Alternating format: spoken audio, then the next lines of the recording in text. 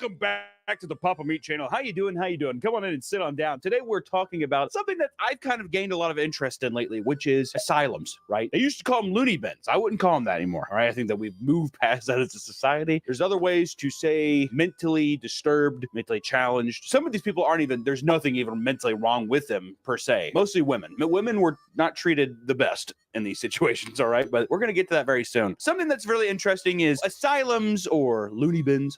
It's just fun to say. It's just too fun to say. Asylums in the 19th century were all designated for people that had some kind of mental thing. Like they were trying their best to have a place to have care for these people with mental disorders, right? But things got carried away. You know, people were testing on them, just vaccines, because they're just like, fuck it, they're crazy. Just test anything on them. And then as the 20th century rolled on, it got so overpopulated and so overcrowded that funding began to drop to where these places just became literal nightmare prisons for people that had mental disabilities or epilepsy, or maybe they were a little kooky. They get, people just beat the shit out of them, did all kinds of things. And today I just kind of wanted to talk about some specific locations and some of the horrible, horrible things that happened there. Because the asylum is such a trope now, right? I think of Grave Encounters, that movie, or that one. Pretty sure there's a one called Session 8 or Session 9, One Flew Over the Cuckoo's Nest. But without further ado, let's get into it. We first tiptoe our way into the Letchworth Village, a 2,000-acre facility designed in 1911 to house 2,000 patients, which is an acre for every patient. Not a bad gig when you say it like that. It's kind of like a timeshare. You know what I mean? You get a little slice of heaven. One of their boasts was to separate epileptic from feeble-minded. You either have epilepsy, if you shine a flashlight too much, you might have a seizure. To feeble-minded, that's a big net to catch. You know what I mean? Most of the time, patients with epilepsy were treated as the same as those with diminished capabilities. If you just had epilepsy, you were being put in the same area as people who were maybe just completely mentally insane. No delineation really. They're just like, fucking throw them in. Welcome to Letchworth Village. Some guy's just like, hi, I have epilepsy. I take medication. There's a guy like eating his own shit next to him. He's like, I don't know why we're in the same room together. They even had programs for able-bodied to work and provide for the community. Pretty nice. You get a nice little job on the side as well. Almost immediately upon opening in Letchworth, it was overcrowded and filled mostly with children. The facility openly admitted to experimenting on patients, the most famous of which was the polio vaccine. The first experimental dose was given to an 8-year-old boy in 1950. This success was a contributing factor as to why Letchworth was allowed to stay open until 1996, despite the controversy and despicable conditions. So basically, they're like, listen, we have all these little kids running around. Some of them shake when you shine big, bright lights at them fast. Some of them try to eat their own face, but at least we're testing out vaccines, right, guys? And it worked. And I like how people are just like, okay, well, that's all the proof. That's all the proof you need right there. Patients were separated into 3 groups at Letchworth, when all 3 terms were used in a clinical setting for psychological classifications and were defined with a well-defined set of limitations and abilities. These are the 3 group of sectors that go as followed. Idiots, okay, which was the mental capacity will never exceed that of a 2-year-old. That's apparently the definition of an idiot. Imbecile, between idiot and maximum mental capacity of a 7-year-old. And a moron, somewhere above imbecile, but will not exceed the mental capacity of a 12-year-old. And these were used by doctors too. Well, Bryce over here, he's an imbecile. Well, Greg, you're not going home because you're a moron. You have like a clipboard. Let me look through the manila folder here. You're a whack job. That's the medical terms at Harvard. You will not be seeing your family ever again. Have fun. Also, someone's going to be giving a series of vaccines to you, even though you're not sick. So that's going to be good for you. Many of the patients were unclothed because after a while in a lot of these places, people used to have gowns and stuff. It got so overpopulated that they were just like, we're not even going to fucking invest in any more gowns, which I don't think it would cost that much. But a lot of these people were totally unclothed. They were just naked walking around, shitting themselves, unbelievable. The morgue, like many facilities at the time, it was crowded, which was facilitated by the rapid spread of disease like polio, tuberculosis, and many other conditions. With a facility the size of Letchworth, it's necessitated having their own morgue, which in turn made a need for ways to transport the bodies. A death chute. How do you commission that? How do you have a contractor come in? So we're needing a tube for these nutcases. Oh, you guys, I thought you was only idiots here. No. We got tons of wackos and nut jobs. We're going to need a death chute right here. And it's going to go right into our own furnace room, which has now been deemed the morgue. About a mile from Letchworth is a cemetery with about 900 graves, mostly child-sized. Not a single name was left to inscribe them, only numbers. All of the 900 victims, like none of them had any names. Sometimes it was just their file numbers at Letchworth. How fucking demented is that? Well, of course, your son. Oh, 0744. You can see him up there at the cemetery. Go dig around for a while. All the tombstones are stacked like Jenga piles. Like they're not even in the ground. They're just stacked up vertically like that. In the 30s and 40s, lobotomies were a very common practice throughout many asylums. Remember that? You ever see that? Take the little nail, you pop it up. People do, ooh, or they were crazy before, and then now they're like in a vegetative state, basically. Both chemical and surgical lobotomies were performed by hammering a long metal pick, which in this case was a literal ice pick from the original surgeon's kitchen. What? They would go through an eye socket, through the bone, and into the brain. Chemical lobotomies were the use of neuroleptics that inhibited communication between the prefrontal cortex. Surgical lobotomies merely severs that connection physically. You either want to have some nice funny juice that makes you go to sleep, or you want the nice big ice pick that makes you go to sleep. I probably would want chemical, right? I don't think he had anesthetic, so they're just like, yeah, they're like, can I have numbing cream? They're like, nah, just fucking put it up right there. Fuck that. Which I guess with one hit, you'd be, you know. and there's been times where like they hit. They do. And then you'd fall down. Yeah, fuck that. That would be terrible. Which, let's go into some of the specifics of these lobotomies. In severing the prefrontal cortex, patients often died from infection or malpractice. Remember how we said that there might be a couple hits of the hammer? That's malpractice. Okay. I think I got it. I don't know. Fuck, let's just restart. It's not like it's like pretty much people where they're trying to find a stud in the wall. You're like, fuck, it's just drywall again. All right, well, let's reset. The surgery initially involved drilling a hole into the side of the skull. To simplify the surgery, the Freeman Watts prefrontal lobotomy was developed. And this guy, he developed it in 1948, and he literally used an ice pick from his own kitchen. Imagine that. 1948 too feels weird. That feels like more of like an 1848 kind of thing. You know what I mean? Well, I'm going to use the ice pick. Why not? 1948, the war's over. I mean, just in terms of like global history, the war is done. And people are just like, all right, well, just take my ice pick. Maybe that is why he did it. I'm feeling great because the war's done. I'm just going to use my ice pick instead of going to the store. It was designed to be done with or without anesthesia. Oh my God. Freeman suggested using electroconvulsive therapy to render the patient unconscious before doing it, shocking the patient into a near coma. Well, I want to be humane. Can we at least put these 4 car batteries on the back of this chair and just give them a couple shocks? They're almost into a coma? Perfect. Let's begin. The surgery had no active benefits other than making more hostile patients that were like convulsive and stuff. It just made them more quiet. It made them more still and just emotionally numb all around. It's not that it would necessarily stop them from hitting themselves. They would just be in a vegetative state. In 1950, the procedure was banned in the Soviet Union. The U.S. has never officially banned them, though they were said to be rare since the 1980s. Several states have banned them, though. Russia said that's a bit too much. Out of the world to have Russia say that. And we were just like, I mean, come on. We haven't officially banned them. We haven't really done it since the 80s. It's still kind of crazy. Which also makes you think, are these practices still in use today? Electroshock therapy. Which electroshock therapy is still. For those hysterical women. That's how the dildo was made. We're going to get into that, though. Don't worry. Nice. Many female patients were abused in the facility by care persons, employees, or other patients. Many children were born and quietly adopted out. How nice is that? You have a patient who's pregnant, and all of a sudden they're just like, take them. You think that the doctors were pocketing some of that money? There's no way it was official. They're just like, well, we got a fresh batch of babies up here. Just give me like $30. Some of these photos are fucking crazy. What's crazy too is a lot of these asylums, like some of the pictures we're looking at here, they're just still standing today. They're just kind of boarded up, whatever, but you could go inside and there's still just a bunch of shit that's left over. It's pretty crazy. But that was Letchworth. On to the next happy place. The name of the hospital is Severals Hospital. There's not several hospitals. Kind of confusing, but that's just the way it is. Show a picture here. Look at that. I'd love to be insane here, right? It was opened in 1910 in Essex, England. The 300-acre site was the second asylum to be established in Essex. You have your hiccups the first time around, second times you do it right. In the 1950s, patients were used in psychiatric experiments with the common theme of the lobotomy. Classic. The definition of psychiatric conditions at the time permitted pregnant women to be classified as unable to perform daily tasks. So having a child outside of wedlock was a suitable reason to be admitted as insane. Think about that. I would say the majority of pregnancies I ever hear about are accidents, right? Just trying to have a good time. All of a sudden you have a baby. Now you're insane. Which to me, this translates to a bunch of rich people fucking around on the side with their mistresses, whatever. They get pregnant. Then they're like, your kid's here. And they're just like, you're crazy. Take her up to the loony bin and they give them like 15 quid. They give him 15 pounds and send her up fucking to the Essex stay, eh? Hey, I put some goopies in a minge. Send her up to Severals, would you? And hey, here's an ice pick along the way. I feel like that's actually a much darker time, but I do feel like that unironically happened probably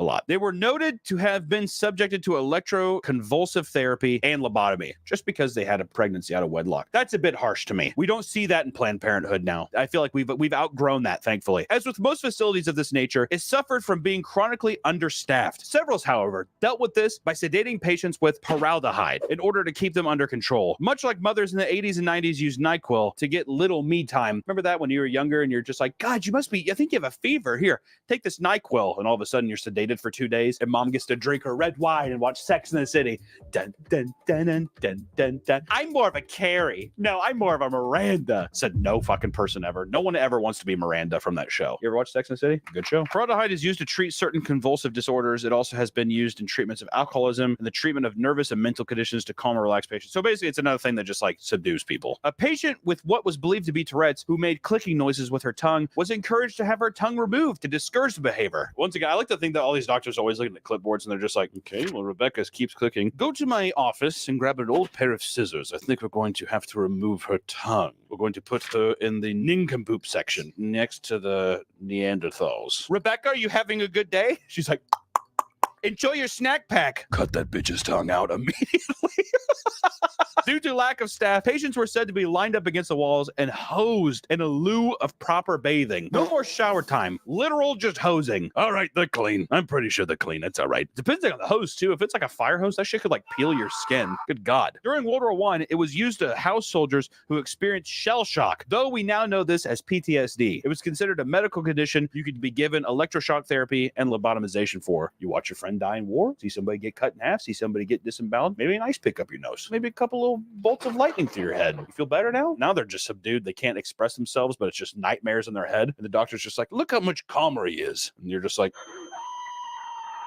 the culture inside Severals, from the medical superintendent, Russell Barton himself, was said that every patient suffered 2 conditions, their original condition and something we define institutional neurosis. Okay, big words. He described the environment itself as dangerous. So even the medical superintendent himself said, this is a dangerous place to be. You're going to come in with something and you're going to also pick up something else because this place is so haunting. Severals kept 1 locked ward for women who were promiscuous by reason of mental illness alone. They like to have dirty sex because they were trouble beings to begin with, is what they're saying. They got dirty pussies and they have dirty brains. That's what they had written on the wall. That was like a sign. It's like, take your shoes off. These women have dirty pussies, therefore dirty minds. The doctor's just like, perfect. Can we get more light on that? I want to be able to read that down the hallway. Despite the intention for this to keep promiscuous women from having sex, it did not stop the activity. It was known activity for male employees to obtain female patients after they were given electroconvulsive therapy. When they were of diminished capacity, a social worker at the time defined the occurrence as a bit dirty. That's disgusting, Nick. Do we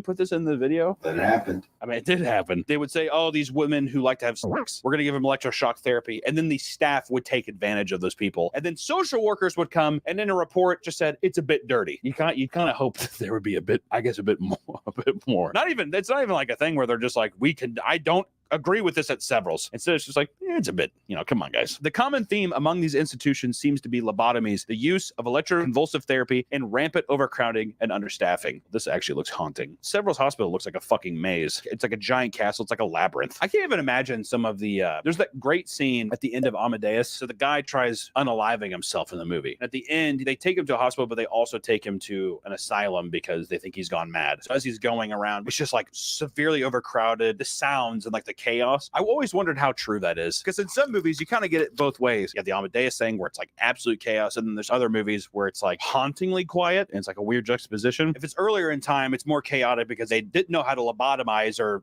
basically just like shock people into being in a vegetative state. And then if it's newer, people are all just kind of fucking brain dead from all the fucking malpractice stuff going on. Pretty horrifying. Which leads us into our third stop, the New Jersey State Lunatic Asylum. What a name, dude. No beating around the bush on that one. Hey, drop your fucking wackos off here. Thanks. It's a big appeal for these asylums too to have like government funding. A lot of it is government funded, yeah. People would make money through families paying. Oh, so it's almost like a retirement home thing too, where it's like you have premiums where you're like, we have a disturbed son, drop him off, and now it's like rich families paying for whatever. It's like the Kennedys, they dropped off one of their sisters. The Kennedys? Is it Jackie Kennedy, the woman who eats sheet metal? That's like one of my favorite memes. Anyways, the New Jersey Lunatic Asylum first opened in 1848, but has since been closed and reopened several times. In 1907, Dr. Henry Cotton became a medical director under his theory that patients experience mental illness as a direct consequence of of disease. That's actually kind of metal. There's like something biological attacking you, and that's what is making you mentally disturbed. That's pretty brutal. Bioterrorism. So you know what I mean? It's kind of fucking crazy. It's like some Umbrella shit. Umbrella, Resident Evil. Have you heard of it? I just got done playing Resident Evil Biohazard, so I don't know. Dr. Cotton was a great guy. He would order staff to remove teeth and other body parts from patients to limit infection. Until 1960, it was common practice to remove a patient's teeth. Why? Is it just to literally stop the spread of infection? What if Dr. Cotton was just like, he believed that the tooth fairy was real and that was his deal? I'm finding that a lot of these crazy, wacko, insane patients seem to be harboring a lot of infection in the teeth. You should remove them and give them to me. And in his office, he just had a giant bed with a huge pillow and there's just like mounds of teeth underneath it. And he's like, I'm about ready to have the biggest payday anyone's ever had from that little fairy. The center of the horrors all stem from Dr. Cotton and his practices. His determination to remove any and all erroneous organs made a monster that legends still linger today. His policies, while barbaric, also had some progressive standards. While he did remove people's teeth and removed organs, and he was a horror character and villain, he did have some positive and progressive practices at the time, which one of the big ones was he eliminated most of the use of mechanical restraints, you know, like being strapped down, you know, any kind of things where it's like people can't move and you're just confined to a certain area all day. He said, "Fooey with it," which, you know, if you have no arms, legs, or teeth, you really don't need to be just strapped down, right? 2, he had daily meetings with staff to communicate patient charts. He actually cared. And lastly, he instituted occupational therapy. So he actually did try to have people come in and talk with these people after being traumatized, which also, I bet you anything, he like would grab them by the fucking ropes and he'd be like, if you tell them that I took your teeth and tried getting a loan from the tooth fairy, I will fucking bash your brain. And do you hear me, Josh? And Josh is like, you know, because he has a fucking lobotomy and no fucking teeth. He's like, good boy.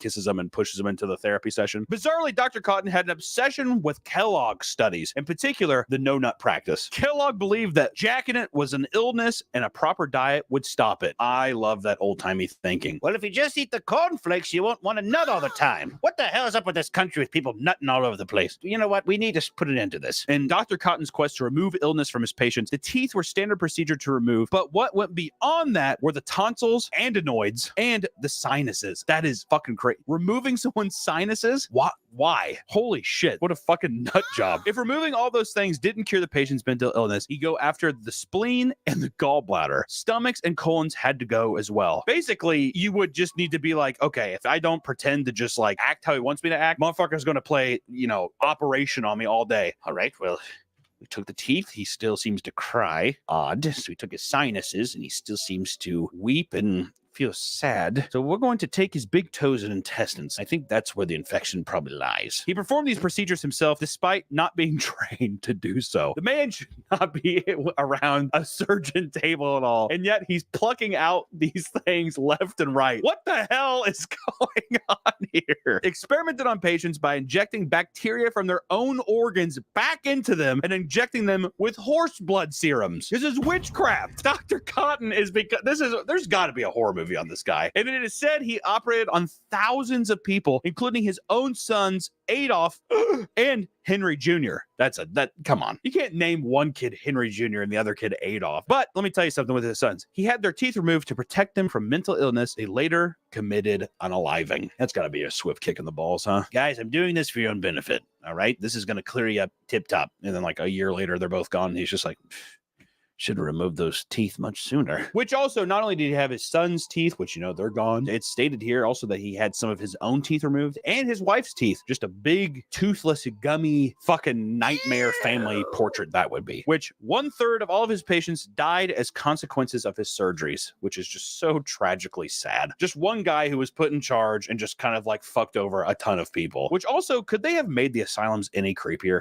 Like looking at these pictures, they always look just devastatingly haunting. I will say the chairs in this room are fun. No getting around that. I mean, I would not mind sitting in here. Kind of look like bumper cars. Yeah, they do look like bumper cars, or yeah, like some kind of like pizza room at Chuck E. Cheese or something. Now the walls are haunting with everything peeling off, and I bet you anything that's lead paint, that probably didn't help either with asylum stuff. There's just tons of lead paint that they used back in the day. God, this bathroom, my God, it's just haunted. No wonder. I mean, like asylums are such great pieces for horror movies and games and stuff. Is that an asylum? I think that's an asylum. I'm pretty sure. I haven't played that in a while. Number 4 coming in, the Topeka State Hospital, formerly the Topeka Insane asylum. This asylum, or this hospital, if you want to call it that, ran from 1872 to 1997, over 100 years that this place is open, which in 1913, Kansas wrote an act to prevent the procreation of habitual criminals, idiots, epileptics, imbeciles, and insane, and providing a penalty for the violation thereof. So basically, if you fell into any of these things, any of these weird, arbitrary naming conventions, you were unfit to have children. It would be, I mean, you would go to prison if you had a kid, which Kansas, I've seen my fair share of fucking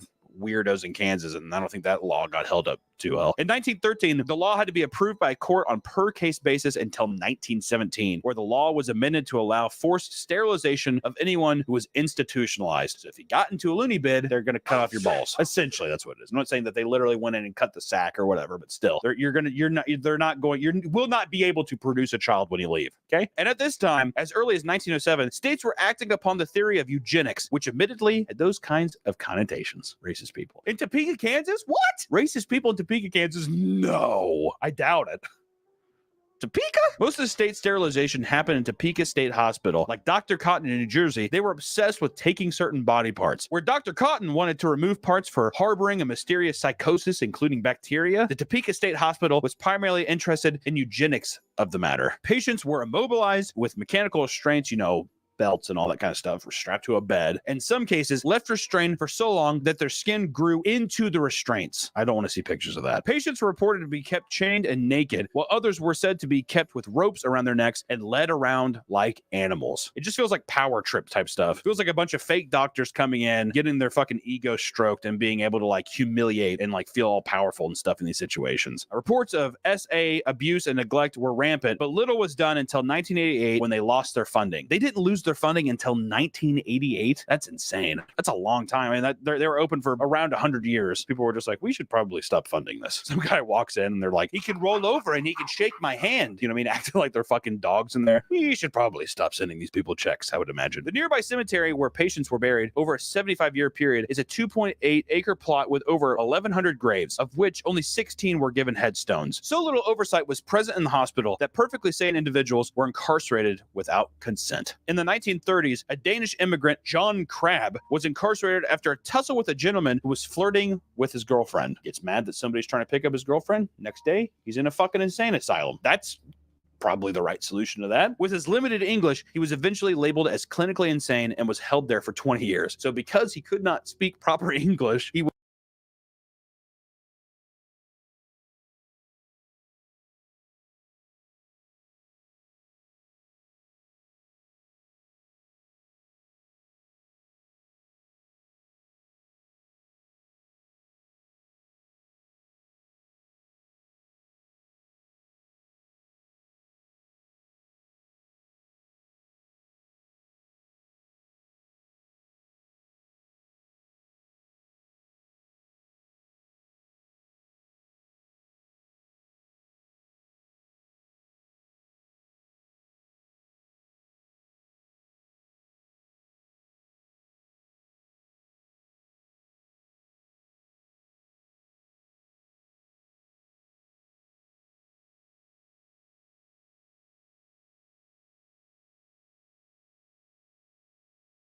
was quote unquote clinically insane and was held there for 20 years. Also, if you're there for 20 years, he probably literally went insane from that experience. Probably had tons of medication that he shouldn't have been taking. Ugh.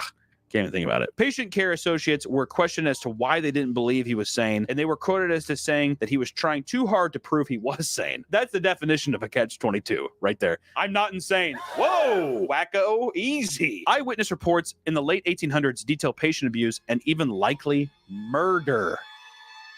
Pretty crazy. Patients were starved to death in several noted instances. And once a child was incarcerated, they were no longer allowed to see their parents. Visitation was limited and extremely controlled. Of the 29 wards they had, only 4 allowed visitations. That's pretty demented. Even to be a child, and they're just like, you're never going to see your parents ever again. I imagine the 4 allowed visitations, I bet you that was for like high profile people. The Kennedys, Jackie Kennedy eating her sheet metal, or John F. Kennedy walking in and being like, "You look great, Jackie." She's like, eating the sheet metal. The facility was closed down in 1997 as a budget cutting measure, leaving an abandoned building that was demolished and totaled as of June of 2010, leaving behind a haunting memory of nothing more. This is actually a really fucking creepy looking place. They always do look like castles, don't they? Just like large stone castles. I don't know, kind of creepy. I will say some of the architecture in here and some of like the woodworking and stuff is really impressive. A lot of these asylum photos, you know what they look like? They look like fucking Titanic pictures, don't they? Like the paint peeled off. It kind of looks like there's tons of water damage and stuff, just like a floor plan here. Yeah, but they do look like giant castles. And essentially these are just prisons. Last but not least, London's Bethlem Royal Hospital, which colloquially called Bedlam after the 1940s movie. This right here, ladies and gentlemen, is known to be one of the worst asylums in the world, if not the worst asylum in the world. It was established in 1247 and is Europe's oldest facility dedicated to treating mental illness. This is the oldest asylum ever, though it's not quite defined as to what they considered mental illness in the day, as other sources say they housed the poor and unfortunate. All in all, this is it was an asylum. There was crazed people, but there was also probably people who were just in other unfortunate circumstances, such as homelessness and all that kind of stuff. At this time in history, patients weren't thought to be curable and no treatments happened. The concern was limited to housing and containment. Patients were referred to as inmates. There was no idea of actually helping anyone. They were just kind of like, you're just going to stay here forever. And that was the treatment at the time. And to even not even known as a patient, as an inmate, you are on the same level as a prisoner is pretty crazy as well. It wasn't until 1675, hundreds of years later, that Bedlam became overcrowded with patients ranging from schizophrenia to basic learning disabilities. Utilized practices of rotational therapy, which is the process of spinning someone at high speeds to render them unconscious or make them vomit. You know how we have shots now that can make people pass out and stuff. They just put you in a big wooden crate back in the day and spin you as fast as they possibly could until you would just pass out on your own. My God. The first person to theorize that rotation might provide a therapeutic compression of the brain was Erasmus Darwin, grandfather to Francis Galton and Charles Darwin. He also thought it might prove to be useful to put patients to sleep for surgical procedures. Pretty interesting. Kind of a weird thing, you know. I made a spinny box and I think it puts people to sleep. I think it's going to be good for therapies. And his grandson's just like, I killed God.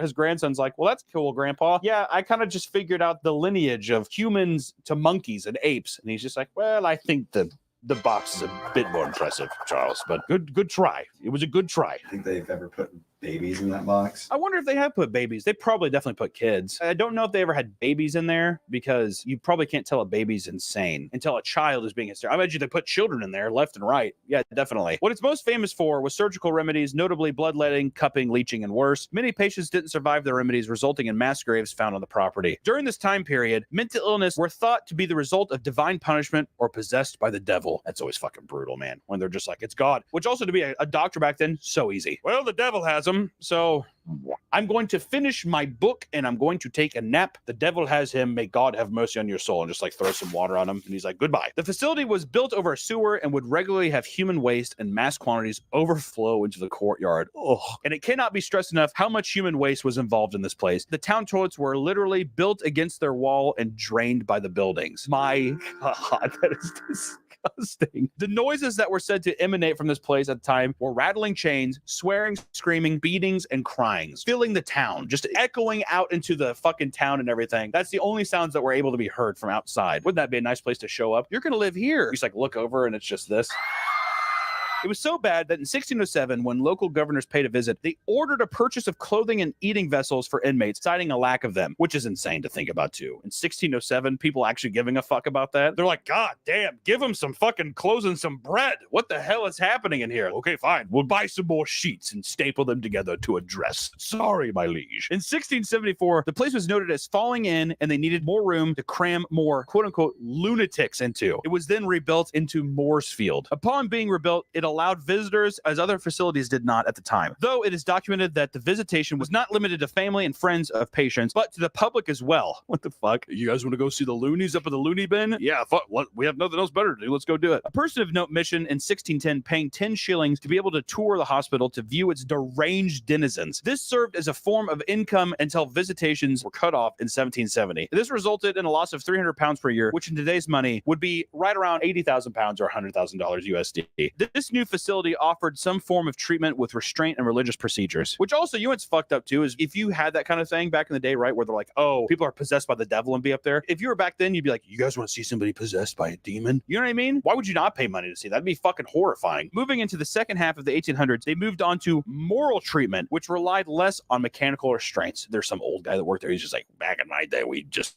would fucking put him in a belt. Sleep it off. Rather like Several's, the use of formaldehyde was implemented to keep patients. The current Bethlehem holds a museum open to the public featuring the Museum of Mind. It's dedicated to art and the awareness of mental health and how far we've come as a society from the demons of stigma of the past to the scientific approach of today. It further highlights how much further we have grown. The museum actually does look pretty interesting. It'd be cool to go there. It'd also be really scary. Just imagine any kind of place where something horrible has happened. It almost feels like those things echo. I feel like you would have that in the museum. Even though it's like, hey, we didn't do that. We've grown so much. This is where we're at now. It still feels like you're like, this is tainted land. Which, you know, asylums have become something of a past atrocity. I don't think there's any practices now. I think that there's like more of like halfway houses of people that may live together and then they're being helped by people of trained profession and stuff. It's kind of just a crazy thing of human history where that was just allowed. People that had mental disabilities or women who like to have sex, whatever, were just thrown into the same place and were just deemed unfit for society and were treated like animals. It's just kind of crazy to think that these husks still stand and they're still a constant reminder to things that didn't happen too terribly long ago in the grand scheme of things. I thought the asylum thing was kind of a cool thing to talk about. It's pretty insane, and also some of these doctors are just completely deplorable. So just wanted to have a nice little positive, optimistic upload for you all today. This channel is the new asylum. We come here to have our therapy and to rejoice in all things that is deplorable and laugh at all of the people that were fucking demonically horrible and call them pieces of shit. Thank you so much for watching, and don't go to any loony bins, you fucking idiots, you imbeciles, and you maniacs. Take care, guys.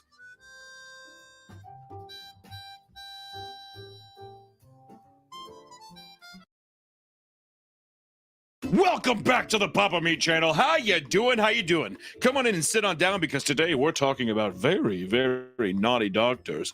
We're talking about doctors of death.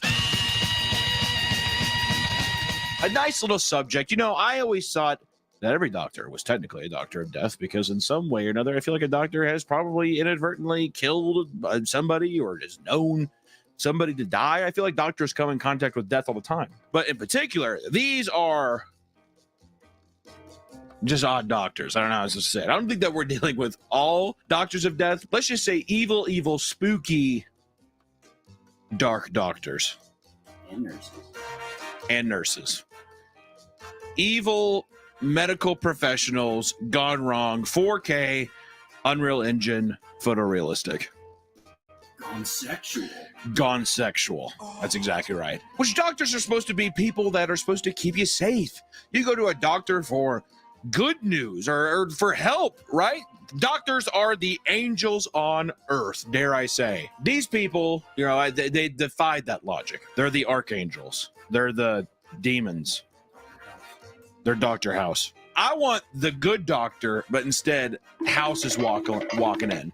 Or should I say hobbling in, and he calls me dumb and fat, and then hobbles back out of the room. All right, anyways, we're going to start our list off with Dr. Harold Shipman, the Angel of Death. Dr. Harold Frederick Shipman, infamously known as the Angel of Death, was a British general practitioner and is one of the most prolific serial killers in recorded history. Is that British history? No. All of history. All of history. The book World of History. This is like the most infamous guy. This is one of the most infamous guys. Okay. All right. Well, I'll take your word for it. Starting in the 1970s and continuing until his arrest in 1998, it is estimated that he killed between 200 and 250 of his patients. That's 30 years. That is 30. Well, a little shy of 30 years of murder. But at the same time, if you had a baseball card and you flip that bad boy over, that's a pretty impressive baseball card is what that is. He primarily targeted elderly women who lived alone, but also sought out both males and females of varying ages. Just knock off a couple old birds. He's doing them a favor. He's like, he's like, it's pretty much one of those things where it's like someone is trying to go through a door or whatever. You're basically there. You just like push them through anyways. Just go. Or they're trying to jump off like one of those bungee cord things. Yeah, they're nervous. They're like, I'm afraid to go. And he's just like, and like pushes them and they they come back up. Today's video is sponsored by Aura. Let me tell you something. There's going to be nothing more annoying than get a ton of spam calls or text. Oh. Working up at the studio, I'll get a message from a random number, and then it just says, hello? Hello? Who is this? I don't know you. Who are you? You're a stranger. Stop! And there's no chance in hell I'm responding or answering to that, all right? Because annoying as these little cockroaches are, I must resist. They're trying to get you to respond so they can steal your personal information. From there, data brokers online can sell that to scammers, spammers, and anyone who's looking to target you. But now, I don't have to worry because I have Aura. Recently, Ticketmaster was hacked and the data of over 500 million users were put up for sale on the dark web. That's fucked. The data stolen included full names, email addresses, phone numbers, and even credit card numbers. Which is why I love having Aura. Aura shows me which data brokers are selling my information and stops them in their tracks. Aura also protects me from hackers trying to get into my social media and bank accounts. It gives me fast fraud alerts and does the work for me when it comes to removing sensitive information from these websites. Aura also provides an antivirus, a VPN, and a password manager, all from a single app for one low cost. Take back your security when browsing the web and have no fear with Aura. Go to aura.com/papameat or check the description to start your free 2-week trial today. Thank you to Aura for sponsoring this video, and back to the video. His modus operandi. What does that even mean? Is that a goddamn Autobot? You know, detective shows is like, what's his MO? Oh, I didn't know that. I didn't know that either. Should we just, I feel like I should just say his MO. Yeah. I'm going to go ahead and say his modus operandi or his MO. I had no idea. What's his MO? What a dumb thing. Was to inject his victims with a lethal dose of diamorphine, heroin, making it appear as if the victim died of natural causes. To conceal his crimes, he often altered medical records to suggest his patients were in poor health. I mean, bitches are old, dude. He also signed death certificates himself, which allowed him to avoid scrutiny from other medical professionals and authorities. Yeah, he was very adamant. Let me sign that. Let me sign that. That paperwork right there. Let me grab that. Let me grab that quick. Can I see that? I just want to see it real quick. You shouldn't write on that, and it's done. It's done.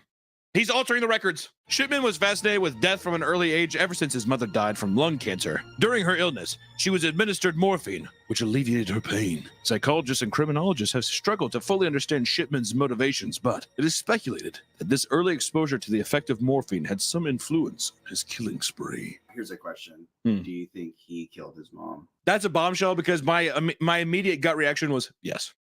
Well, how did he give his mom cancer? No, you know what he did? No, you know what he did to his mom? His mom got cancer. All he did every day, he was like, here, drink this water. He kept putting a water bottle by like an open window and letting light come in. Hey, drink this, Mom. She's like, tastes like microplastics. He's like.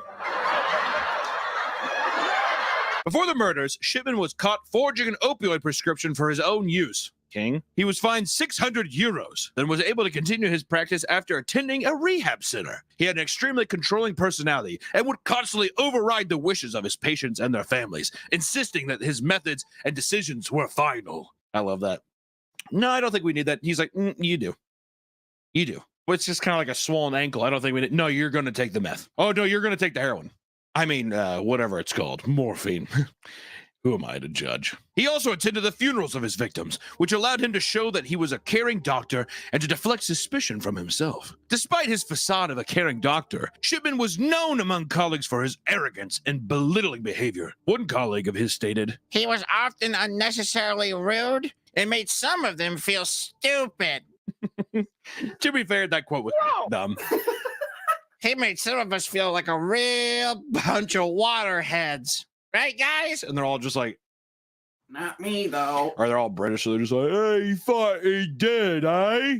We don't need to put that in. Shipman was eventually caught after the questionable death of Kathleen Grundy, a wealthy 81-year-old widow. Man, that's my dream wife. 81-year-old widow? Oh, dude. Some 81-year-old, I mean, like, billionaire. How'd you come in here? Give me a kiss. You know what I mean? And I'm like...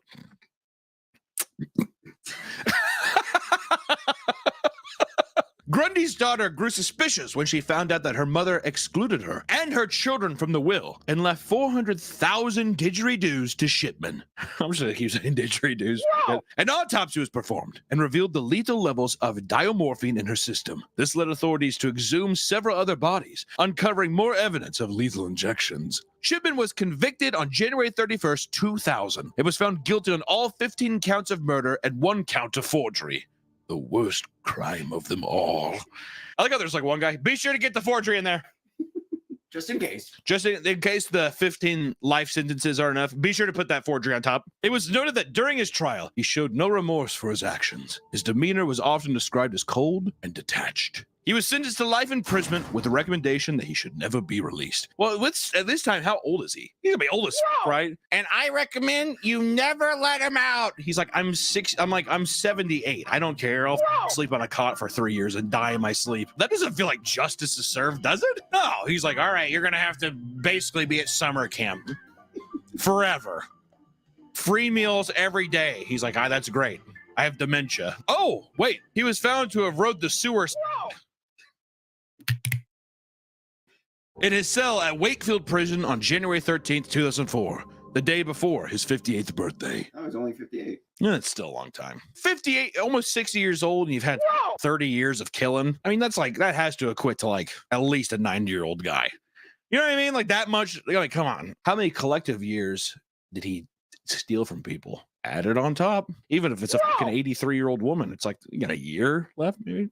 Add it on top. See, now you're 59. I don't know. This is seen as his final act of control, denying the families of the victims the chance to see him serve his full sentence. This case remains one of the most shocking examples of medical malpractice, leading to significant changes to how doctors are monitored and how death certificates are issued. That's actually kind of crazy too, that, I mean, this happened in the year 2000, or the guy was imprisoned in the year 2000. I still think about anything like that in my lifetime as like being relatively soon. Well, I mean, it's like only 20 years ago. That was like when 9/11 happened.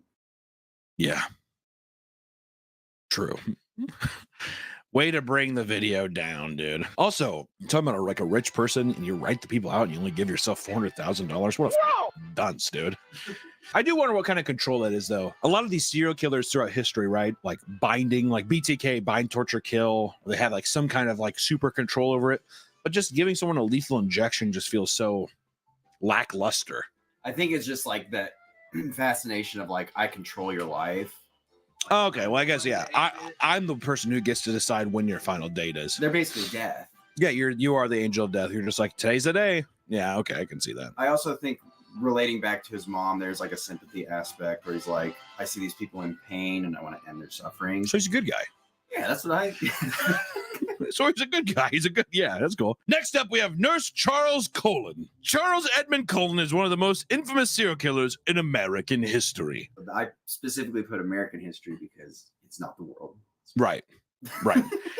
As a nurse, a male nurse, he used his position to murder at least 40 patients over the course of his 16-year killing spree. His method of killing was both insidious and difficult to detect. He would administer lethal doses of digoxin, insulin, and epinephrine to his victims. These drugs, especially in the critical care units where he worked, could easily be attributed to natural causes of underlying health conditions. Charles Colon was born in 1960 and is the youngest of 8 children. God, he's like barely older than my mom. She is so old, dude.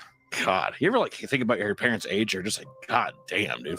Mummy's walking around. Good Lord. When he was 7 months old, his father died, leaving his mother to raise him and his siblings alone. Colon described his childhood as unhappy, marked by bullying from classmates and feelings of isolation. When he was 9 years old, Colon made his first suicide attempt by drinking chemicals from his chemistry set. He attempted to ride the sewers again at the age of 17 when his mother died in a car accident. Because of his mental struggles, he dropped out of high school and joined the Navy. He was then subsequently bullied by his shipmates. God damn, dude, leave this motherfucker alone.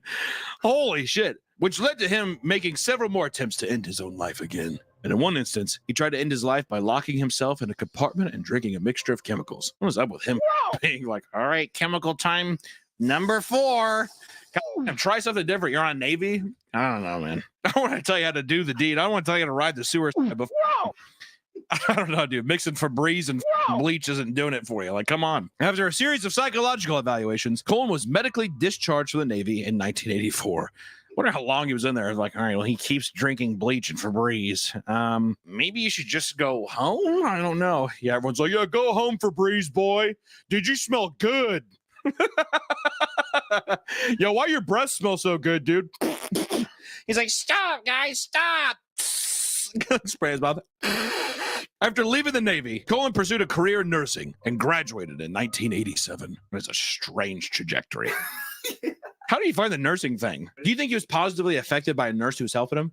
Oh, I was gonna Like, say, oh, here, help, you know. it's almost like psychologists are like, I'm broken, so I need to become a psychologist to fix other people. Well, if that's the case, you'd almost assume he'd like become a chemist. Yeah. Why, if you keep drinking that many chemicals, why would you not be like, I'm going to make the perfect death potion for myself? Would that not be the best thing? I don't know. His first killing was at St. Barnabas Medical Center in Livingston, New Jersey on June 11th, 1988. Despite the suspicious nature of the death, Colin faced no immediate consequences. And over the next 16 years, he moved from hospital to hospital, leaving a trail of unexplained deaths in his wake. Throughout his career, Colin's mental health continued to deteriorate. He attempted to ride the sewers multiple times, using various methods such as overdosing on pills, lighting charcoal grills in enclosed spaces to succumb to carbon monoxide poisoning, and even injecting himself with concoction of medications. It wasn't until 2003 when a series of suspicious deaths at Somerset Medical Center raised some alarms. The hospital's advanced computerized drug dispensing system, Pyxis, helped identify Colin's pattern of accessing drugs not prescribed to his patients. The pivotal moment came from when Colin attempted to murder a patient named Philip Greger. The hospital records show that Colin had ordered medications for patients who were not under his care. An internal investigation, coupled with pressure from the New Jersey Poison Control Center, led to Colin's arrest on December 12th, 2003, 2 years after the towers fell. I feel like all these, we're going to just keep coming back to that. Following his arrest, Colin cooperated with authorities, confessing to killing at least 40 patients over his career. However, investigators believe the actual number of victims could be much higher, potentially in the hundreds. Colin was charged on multiple counts of murder and attempted murder. And in 2006, Charles Colin was sentenced to 11 consecutive life sentences without the possibility of parole. He is currently serving his sentence at New Jersey State Prison in Trenton. That's insane that he's still alive. And every time I hear these, you're like, oh, the guy's still kicking. How is that justice? Killed the fucking guy, dude. That would him getting a lethal injection, whatever. That'd be the perfect ending to I it. was gonna say that'd be too much because that's what he wants. He wants to kill himself so bad, so it's almost like torture for him to live. Yeah. That's probably true. That or I just feel like people need like some kind of crazy punishment. Like you have to just like stand in like a 4x4 box for the rest of your life. I have mental health problems. Fuck you. Slide the thing. What about the Japanese would hold their prisoners upside down and like put a little cut in their neck? And they just bleed out slowly. Telling you. See, that's just a little like, that's a torturous way. Yeah, I know it probably sounds a little barbaric, but that's just, to me, justice is like eye for an eye, right?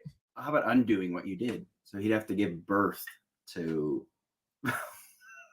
He doesn't give birth. He's saying that. All right, you've killed 40 people. Now you have to foster 40 children. Court adjourned. Everyone's like, put forgery at the top of that, please. Forgery. Next up, we have Nurse Niels Hogel. I did not say that right. I don't know how to. Is it Hogel, you think? I think so. Hogel. Niels Hogel. Ugel. Niels Ugel was born on December 30th, 1976 in Wilhelmshaven, Germany. Little is publicly known about his early life, but it has been described as relatively unremarkable. Ugel began his nursing career in the late 90s, and Ugel's method of killing was both straightforward and terrifyingly effective. He administered overdoses of heart medications such as amlinocaine and calcium chloride to his patients. I just don't even try because I know I'm going to say it wrong. So if I do at least do it in a funny way, then people are like, oh. These drugs, when given in excessive amounts, could induce life-threatening cardiac arrhythmia. Heart attacks. It's just heart attacks. Ugel would then attempt to resuscitate the very patients he had brought to the brink of death, all in the attempt to demonstrate his medical prowess and his heroic deed. Some colleagues reportedly referred to Ugel as Resuscitation Rambo, due to the frequency and enthusiasm which he engaged in emergency resuscitations. Which, first off, red flag number one. And the guy's like, oh my God, yes, my turn. When instead of like taking it seriously, but if also kind of how creepy is that? Is that goes Resuscitation Rambo, eh? Hey, Ugel, good job on reviving that guy. And he's just like, Must have failed a lot though too. yeah, all right, I tried. nothing I could do. Well, you know, at least I gave it my all, right, guys? And they're like, true, Ugol. True. Ugol's murder I'm going to stick with Ugol. I don't give a Ugol's murder spanned from 2000 to 2005, during which he is believed to have killed at least 85 patients, though the actual number, as always, may be higher. Which also, you know what I would say to that is like, why would they not admit to just be like, yeah, I killed like a lot? Because maybe they forget. I don't remember. Did Ugol kill that guy?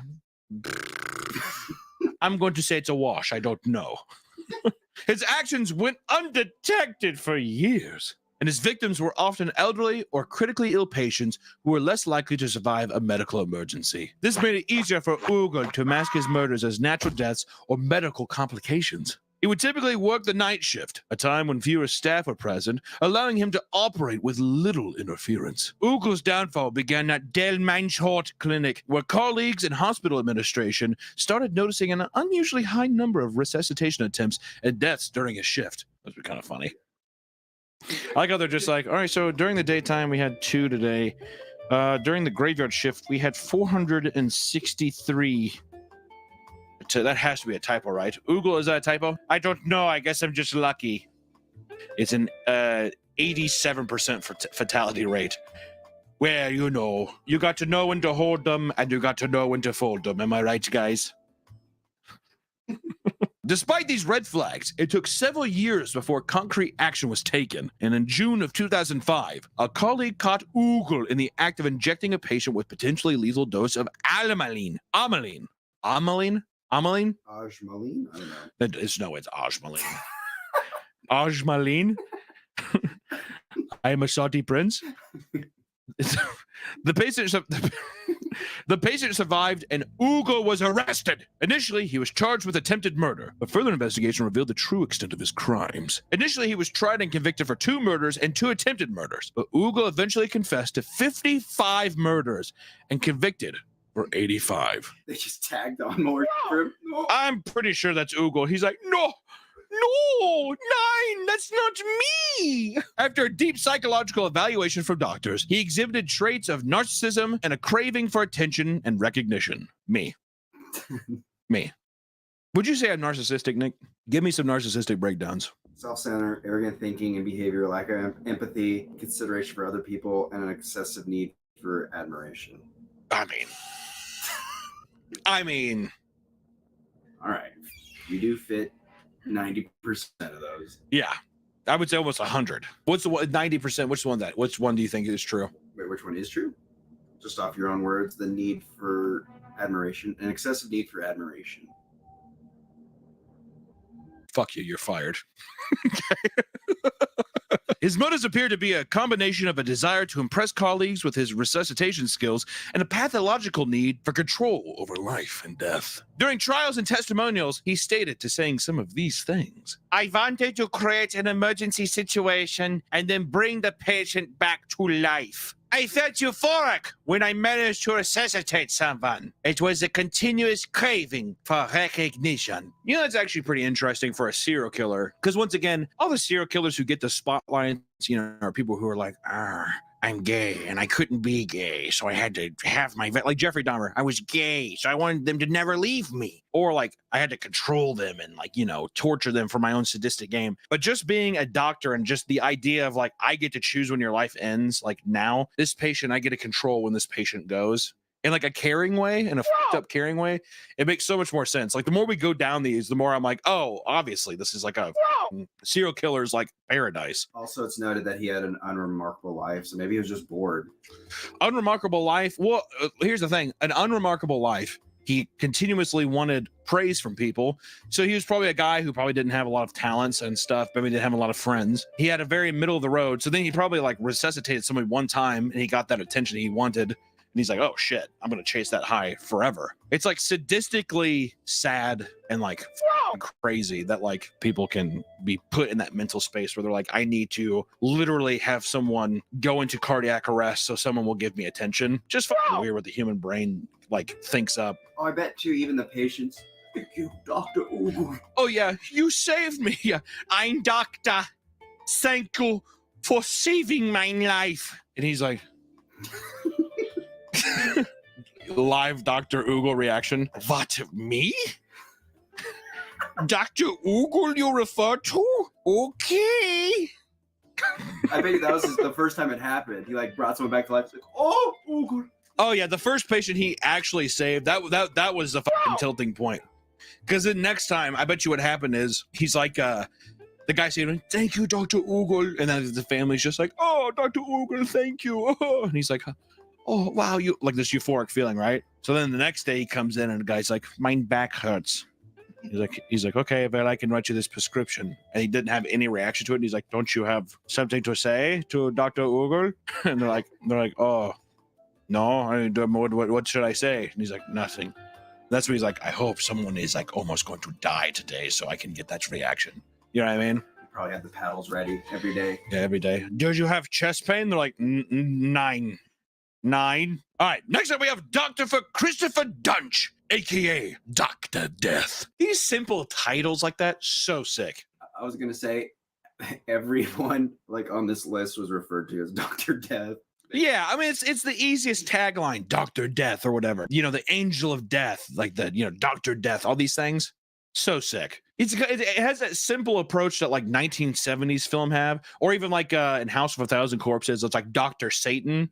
It's so simple and stupid, but goddamn does it work. I love it. Dr. Christopher Dunch, known as Dr. Death, is a former neurosurgeon who became infamous for his gross incompetence and catastrophic outcomes of his surgeries. Born in 1971, Dunch had a promising start, earning his MD and PhD from the University of Tennessee Health Science Center. Despite early warnings about his lack of skill during residency, he began practicing in Dallas, Texas in 2011. Yeah, I got it from the Tennessee Medical Center. Which, no offense to Tennessee, imagine he's just like DeVry University. DeVry. Phoenix Online, National American University. Full Sail. Full Sail, yeah. Fullsail.edu. Thank you, sir. However, his tenure at these institutions were short-lived due to his incompetence and catastrophic outcomes of his surgeries. We've said catastrophic twice. So that's how you know it's about ready to get real bad. Buckle up. Patients under his care suffered severe complications, ranging from nerve damage to paralysis and even death. Some of the notable cases from his malpractices were these patients. Jerry Summers. Dunch operated on Summers, a close friend, leaving him a quadriplegic. Summers' surgery was riddled with errors, including the improper placement of spinal hardware and excessive blood loss. This is his homie. Well, that's exactly. His buddy's just like, see you on the other side, buddy. And you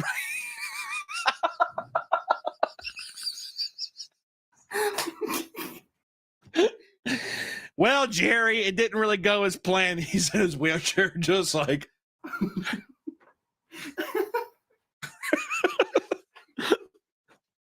That's insane. I like how excessive blood loss too. Oh shit! I should not have cut that. God damn it! Is this even a serial killer? Or is this just a bad doctor? It's just a bad doctor. To get the title Dr. Death and it's just from your own incompetency is so funny. Oh my God. Or Kelly Martin, who was a 55-year-old school teacher. In March of 2012, Martin underwent a routine spinal fusion surgery performed by Dunch at Baylor Regional Medical Center. How does he keep getting doctor positions in places? Good God. The surgery turned disastrous as Dunch severed an artery near Martin's spine, causing excessive blood loss. Despite clear signs of complications, Dunch failed to manage the situation properly, and Martin died from this massive blood loss caused by the botched surgery. That's insane. That's fucking crazy. You know what also makes this actually the most horrifying case so far that we've covered? Is that he's not even like trying to be evil. There's just incompetent doctors out there. That's the scariest thing. Now, next time I have to have a surgery, I'm going to be like, I'm going to think that it's a fucking guy who graduated from Tennessee Medical School or fucking Full Sail.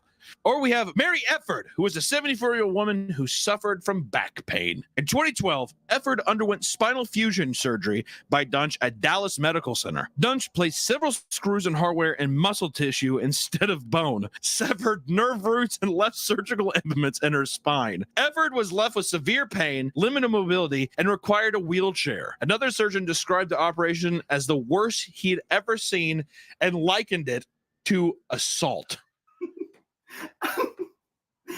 He just screwed into the muscle. He has like a DeWalt drill. He's like, I don't know. I mean, she's 74. She's not walking anyways, right? I like how another surgeon, another operation guy was just like looking at it. He's like, this is the exact same as if he would have just beaten her with an aluminum bat. Next, we have Floella Brown, who was a 64-year-old woman. She underwent cervical spine surgery by Dunch in 2012 at Dallas Medical Center. During the surgery, Dunch severed Brown's vertebral artery, causing a massive stroke. I feel so bad. I'm like, it's just, oh, how are you just like, no, God damn it. Okay, hold on. Yep, she's spazzing. We have a spazzer, guys. I like to think he's that like chill about it too. Oh, okay, we got a bleeder. I got another one. The nurses are just standing there like, you know, their mask on. They're just like, hold on. Yep, she's spazzing. We have a spazzer, guys. Brown was declared brain dead and died shortly after the surgery. Do you think he was the one who declared her brain dead too? No, I think he was trying to. No, she's fine. No, she's fine. She's on the table. Yeah, just that's horrible. That's horrible. This honestly feels the most like this is the most evil. Just incompetency, human incompetency, and just especially Dallas being like, he checks out in our books.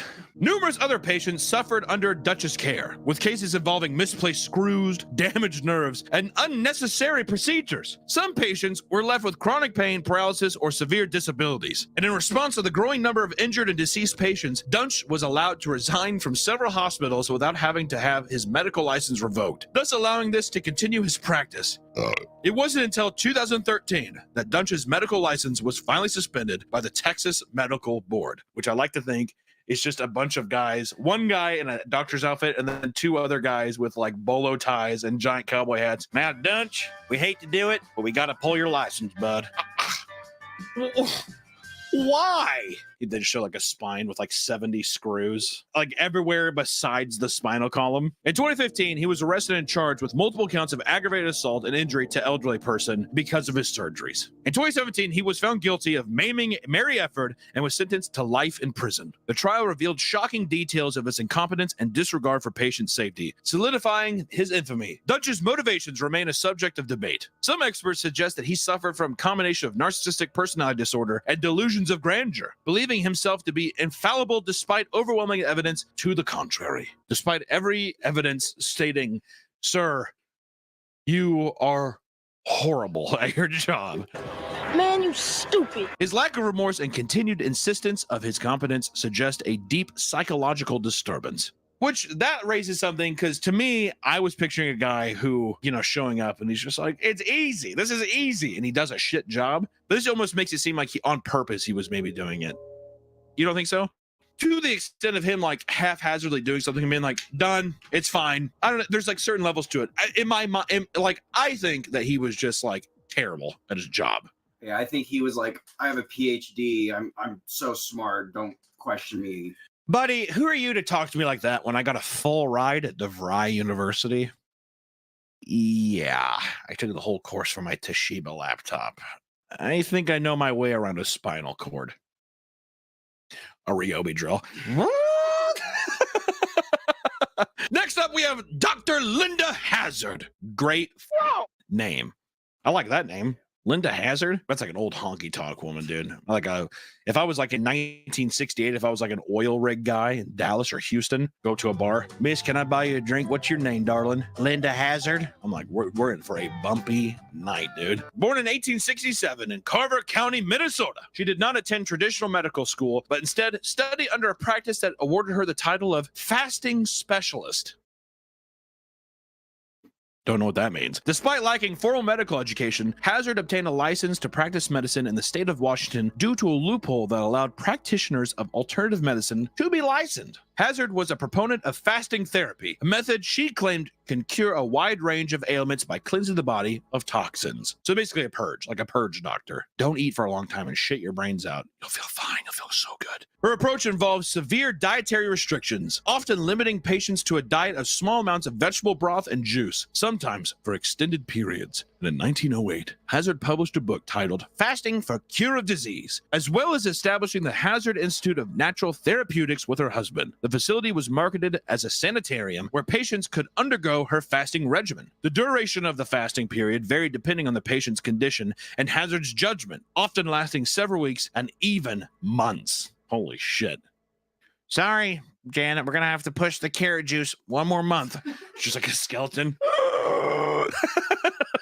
Whatever you say, Dr. Hazard. Patients were required to consume minimal calories, leading to severe weight loss and malnutrition. Hazard promised that her fasting therapy could cure a wide range of diseases, including, but not limited to, digestive disorders, tuberculosis, cancer, heart disease, and even mental illness. In addition to fasting, treatments included daily enemas and massages, which Hazard claimed were necessary to aid in detoxification process.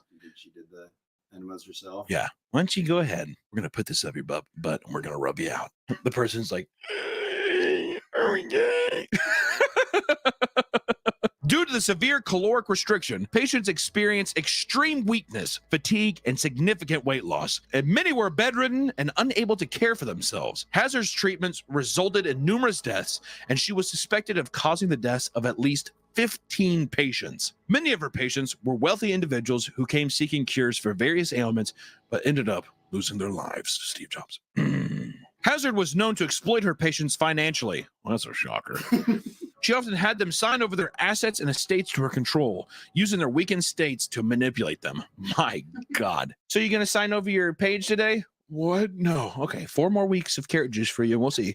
4 weeks later, you ready to sign? What?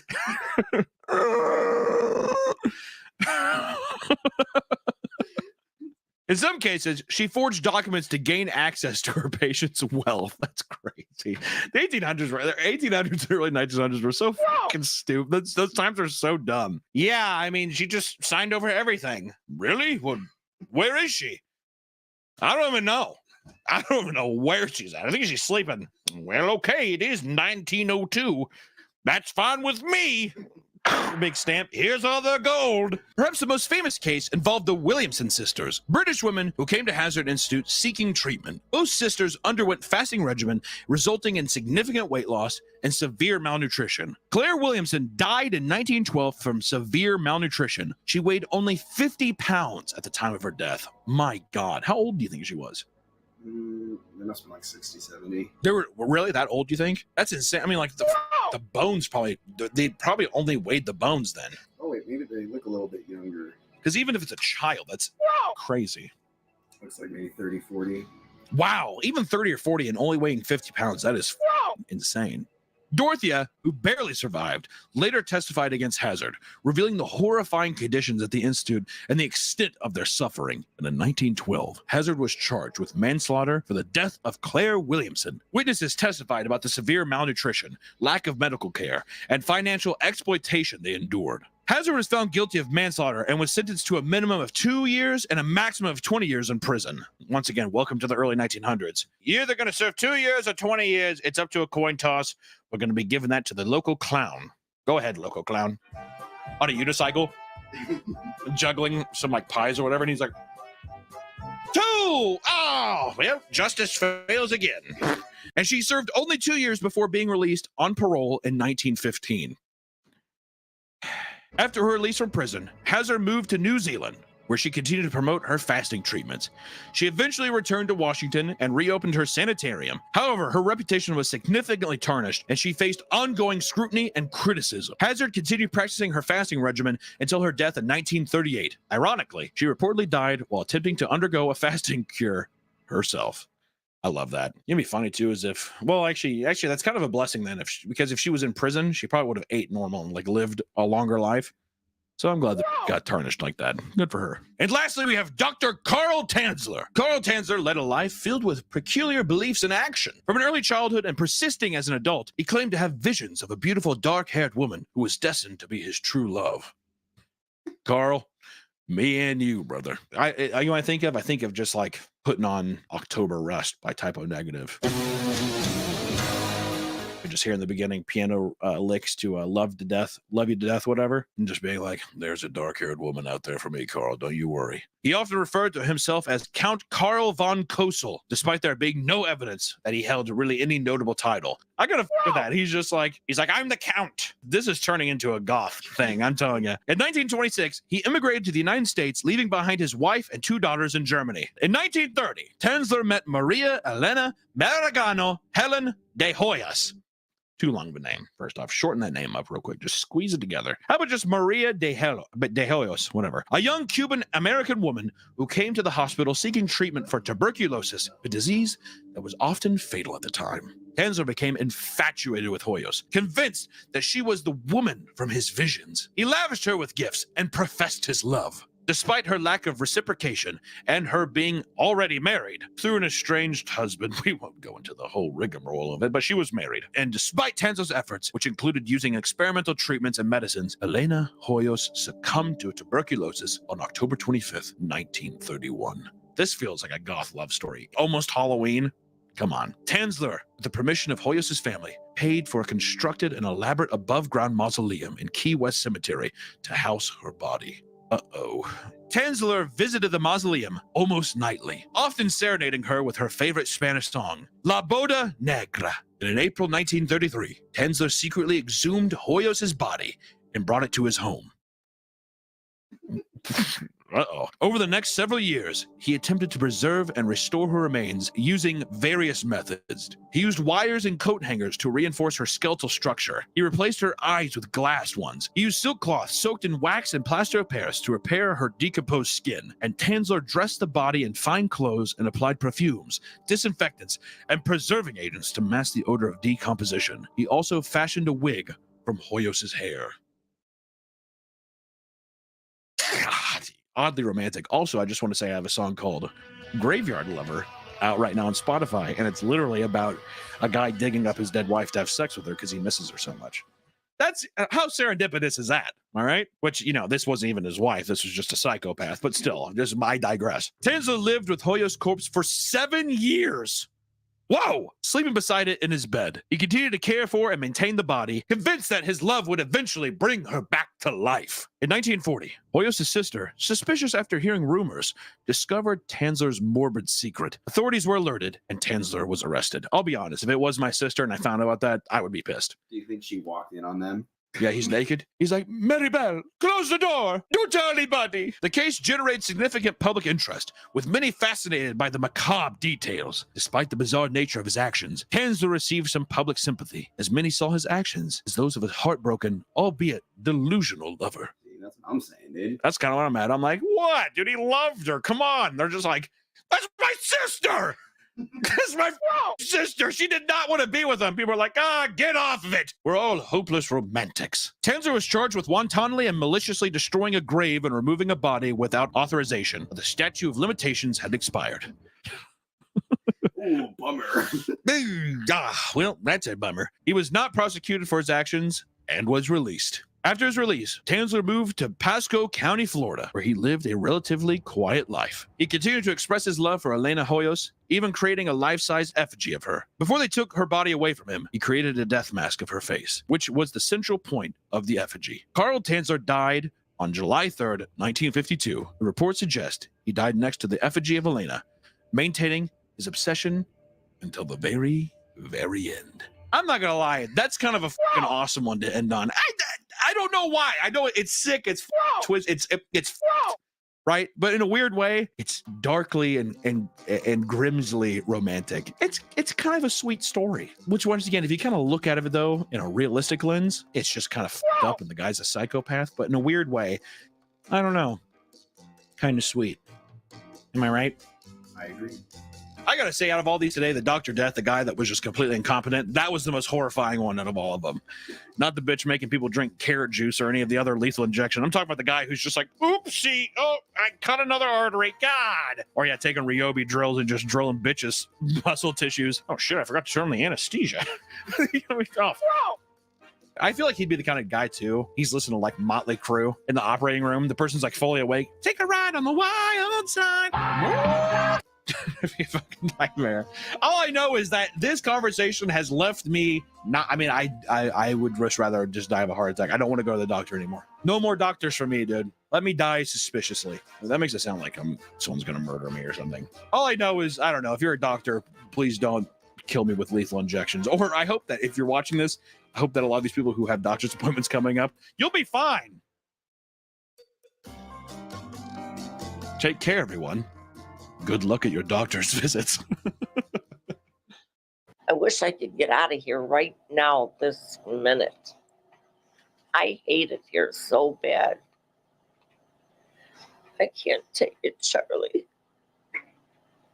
It's really bad here. Don't ever put your love.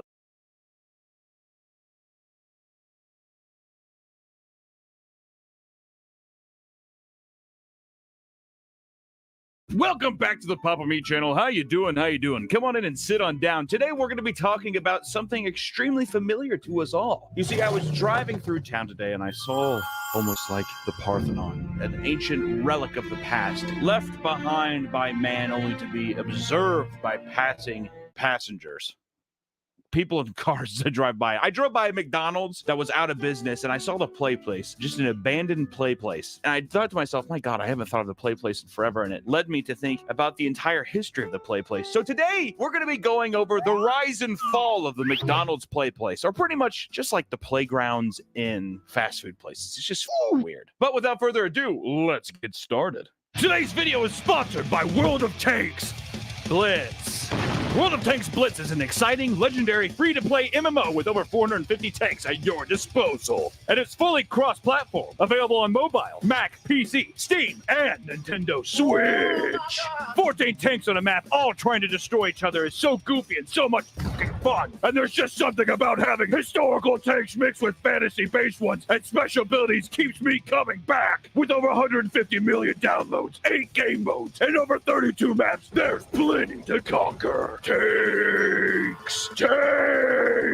And right now, the game has an exclusive event going on in collaboration with the upcoming movie Dune Part 2. Timothy Chalamet. Tanks! From now until March 7th, players will be able to get exclusive in-game content inspired by the movie, including the formidable ground tank when they play in the event. And all you have to do is look out for the secret clue I've hidden in this video, and guess whose side I have chosen. Harkonnen or Freeman? It's gonna be the guy, yes. To enter the giveaway, comment your World of Tank Blitz ID down below with your guess. Winners will be selected from the people that guessed correctly. But that's not all. Viewers also have a chance to win tickets to Dune 2. All you have to do is guess whose side I have chosen. Use the link or scan the QR code to download World of Tanks Blitz and get in the action. I'll see you there. Don't forget to also choose a side in the comments for your chance to win tickets to Dune 2. Thank you so much to World of Tanks Blitz for sponsoring this video. Now back to the video. Which, let me tell you now, the new McDonald's are just ugly as shit. They're all these weird modern designs. They kind of look like all those new modern apartments too. It's like the minimalist, kind of like really simple geometric. I don't know, it's just too plain and ugly. Back in the day, it was a spectacle to be had. Red roof and, you know, it grabbed your eye. Even driving up, you got to see the Ronald McDonald bench, which, you know, I went down to Dallas, Texas, and I picked up my very own and got it. All of these things have collected in these pools of memories from when I was a kid. I mean, even going into the play place myself and playing in there was a bit of a war zone itself, but you know, the little Game Boy kiosk they had in there too. It was an exciting time to go into McDonald's and be fat as a child. It was a good time. But where did it all start? Where did it all begin?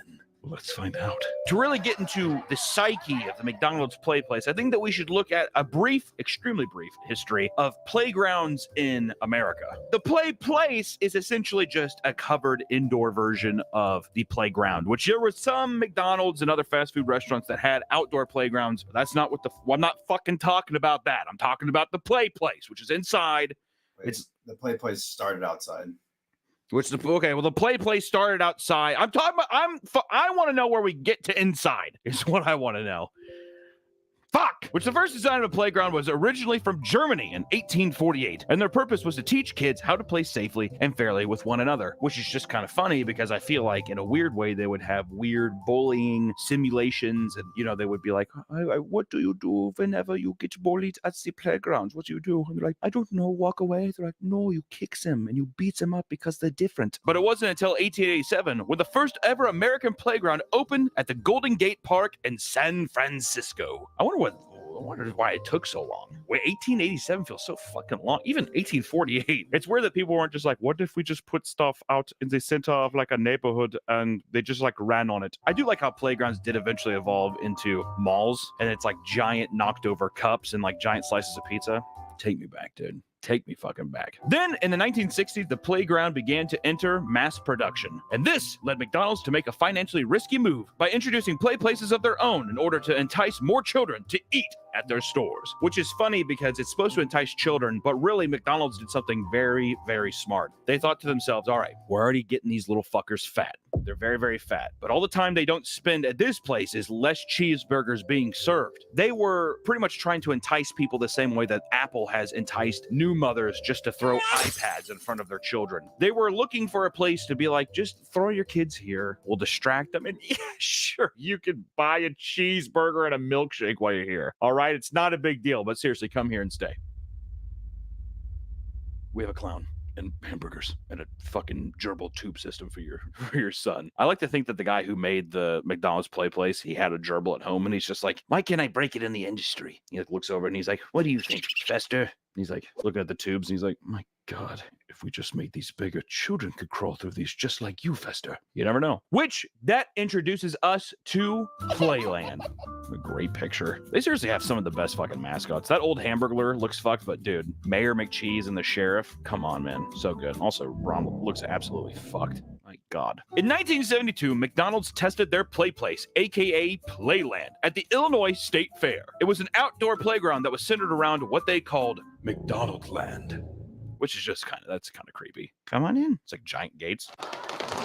Only kids. Come on in. A fast food themed world that was populated by Ronald and his pals, which these first original play places were pretty fucking crazy. I mean, all of the structures were made of metal. I mean, it was all outdoor metal sculptures that consisted of these, Mayor McCheese, the sheriff that was a burger. We actually got to see some of them. When I went to go pick up my bench, we got to see some of them. A guy had a huge lot. I mean, this fucking extremely dystopian cryptid Hamburglar swing set. I mean, it shook me to my fucking core. And the guy could not have been more proud of this collection. It was awesome. But these collections of metal playground attractions, I mean, they would just bake in the sun. They were extremely claustrophobic. I mean, you get bumped around in them, your fucking head breaks open, you're getting sunburns left and right. It was, in the better sense, they were fucking like little torture camps, to be completely fair. I bet you they were fun back in 1972. Don't get me wrong. I bet you it was fun, but I think they did a little better in the future. Rather than engage in any safety testing, they stated they figured that in 5 days at the state fair, it would receive roughly 3 years worth of use. 350,000 kids played on the equipment here, and they declared it passed. So off this little 350,000 kids at the Illinois State Fair, man, back in the day, people just had nothing to do. And people just had fucking nothing to do. They're just like, well, I could read this book again, or I guess we could just go to the state fair and look at some pigs. Before that, people were just reading Catcher in the Rye, Swiss Family Robinson. Fucking boring, man. Shortly afterwards, the first official Playland was launched in Chula Vista, California. It featured the Hamburglar, which was a 10-foot tall swing. The one that we saw it had to have been taller than 10 feet. Was it, or was that the one? I think Let me it was see. the ones, the Tifos. Oh, it is. Look at that. That thing is so sick. 10 feet tall, and you would swing off his arms. I'm telling you, when I saw the rusted version in person, it looked like a fucking Tim Burton set piece. It was crazy. Officer Big Mac was a hollowed out metal jungle gym. Looks like the most claustrophobic, nightmarish thing to be in. I was a fat claustrophobic kid, and pumping kids full of cheeseburgers and fucking milkshakes, getting them all bloated and putting them in basically like a pig pen. Oh, God. And then lastly, the Grimace was a child-sized cage.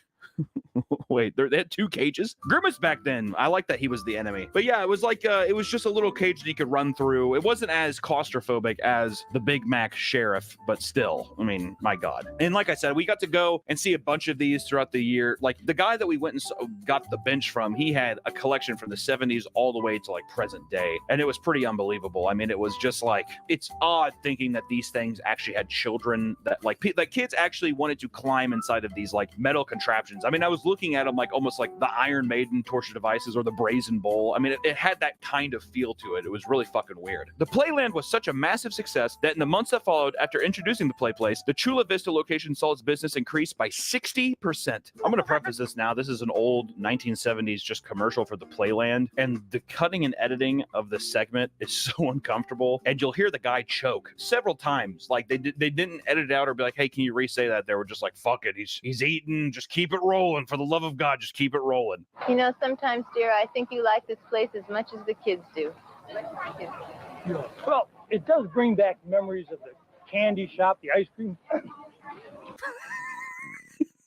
It does bring back the idea of the candy shop. Like, I like how he's just like shoving a fucking burger in his mouth. I think you like this Playland as much as the kids do. He's like, well, I certainly do.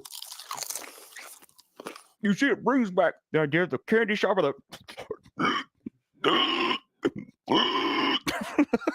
Raise, zoom out a little bit. I hate how his face is like halfway out and he's just like, he keeps like dipping down and There's really only one thing missing. Really? What's that? Why is that the longest take? He's joking, dude. He is choking. Being able to run and play. That's what being a kid is really all about. I gotta keep showing this fucking like this like dunce kid who's just like, what the hell is he even looking up at? Is this supposed to be the Playland? I think he's hearing voices. Yeah, he's hearing voices from McDonald's fucking demons and ghouls and goblins. Just keep eating, Georgie. Just keep eating. Georgie, up here, look. It's me, Colonel Milkshake. You should ask your mom and dad to buy you 5 milkshakes.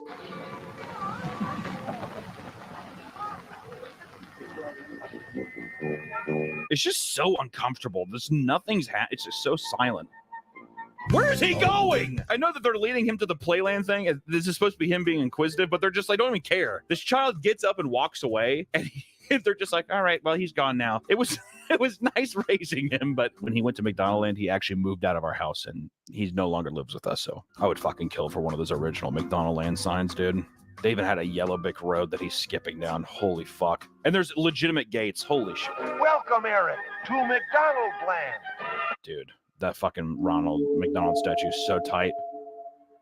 It's so creepy. Dad, you Ronald John? Of course it's me.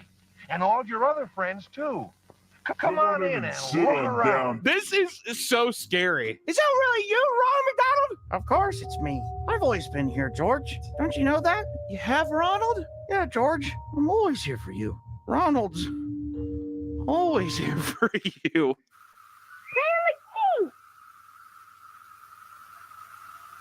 Sigma, where did you come from? It's so interesting to think about what was cute back then. These statues, I would fucking kill for an Officer Big Mac statue. Mayor McCheese has to be one of the best designs, which actually coincidentally too, all of these designs where people are like, what, that design rules, why did they get rid of that? They never paid the designer. Oh. Did you know that? All these cool designs, like they only had rights to Ronald, the Hamburglar, and Grimace. So Mayor McCheese and the other guy, the company designed all of the characters, but like once again, Roy Kroc or whoever the fuck it was at the time just didn't pay him. So they're like, okay, well, you can't use these anymore. So that's why they stopped using them.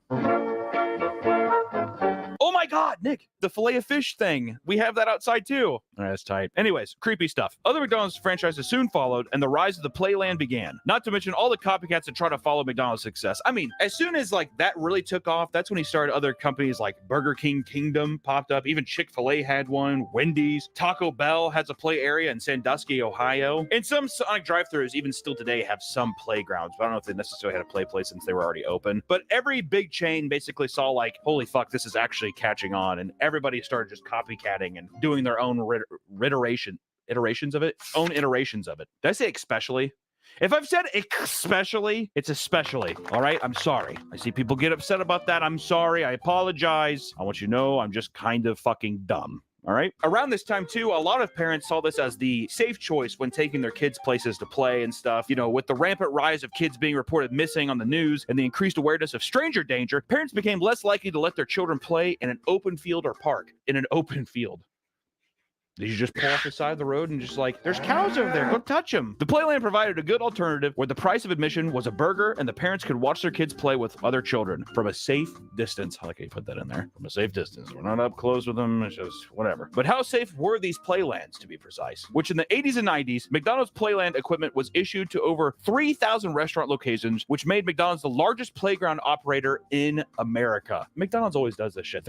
I'm pretty sure they are the largest real estate company in the world. It's kind of funny that they're also the largest playground operator too. It's just, I don't know. With the increase of locations, the injuries began to increase as well. Reportedly, over 1,500 injuries were claimed by 1991. So a lot of these injuries, the most common being small cuts and bruises, romping around too much, rolling around, fucking punching the Ronald statue, probably. I don't know what the fuck they were doing, but they were romping around, tussling around the asphalt, eating cheeseburgers and living life. Of course you're going to get some cuts and bruises. But they also had children breaking nose when they ran into the fry trees. They were bumping their heads on the Rocky hamburger ride and breaking teeth from falling off the apple pie stools, which in the grand scheme of these things, it all sounds pretty awesome, but I could see how that would make people be like, hey, don't fucking go there because your kid's gonna just like nosedive into these fucking fry trees. And it probably just started to cause a little bit of panic. And quote, all of the equipment on McDonald's land's premise was never tested for safety, nor were the playgrounds ever inspected for safety as well. In 1986 in Rialto, California, a 4-year-old child went down a hot metal slide and burned the skin off their hands. Holy shit, that's fucking crazy. His sister soon followed. Why would you follow that? His sister soon followed and had a large pink burn on her bare calf.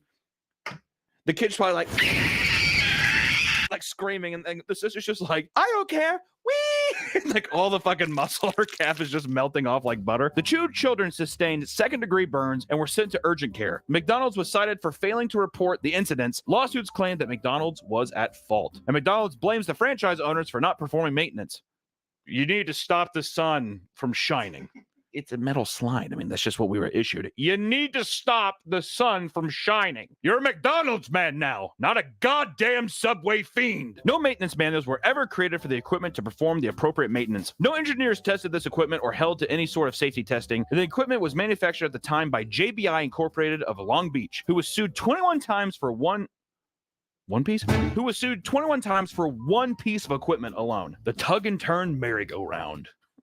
What a name, dude. The tug and turn merry-go-round. I like how they're just like, after the second time you get sued for it, you think you'd be like, hey guys, we should probably take it off. They're just like, it's fine. God. Imagine getting that letter. We're being sued again. You mean the tug and turn merry-go-round, Pops? Yep. It's our crown jewel, though. It's what we're known for. Which this was the most dangerous ride. The equipment had a safety device that was not installed on over 800 tug and turns. And in 1988, in Bakersfield, California, 6-year-old Marlene climbed onto the new McDonald's playground in Delano to spin with a friend, catching her shoelace in a loose bolt. It tore her shoe apart and broke her leg in 2 places. In 1990, the family of Marlene sued McDonald's Corp. On the grounds they've known about the defects on this equipment since 1982 and had done nothing to correct it. Marlene and her family sued the old fucking Cheeseburger Kings for $10 million in damages, and 120 claims in total were credited to this piece of equipment alone. Here's a list of examples. Some severed fingers, dislocated elbow, broken bones, child concussions, which, let me tell you, child concussions, what usually happens with child concussions? Leads to serial killers. Oh, really? That's true. John Wayne Gacy, Jeffrey Dahmer, all those guys. Maybe not Jeffrey Dahmer. I'm speaking out of hand a little bit, but